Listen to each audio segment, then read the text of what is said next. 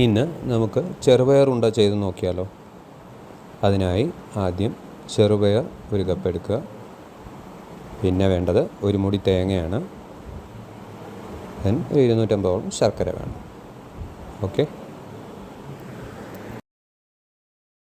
ശർക്കര നമുക്കൊന്ന് നല്ലപോലെ പൊടിച്ചെടുക്കാം.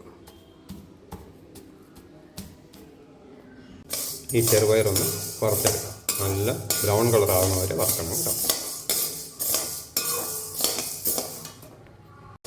ബ്രൗൺ കളറായിട്ടുണ്ട്.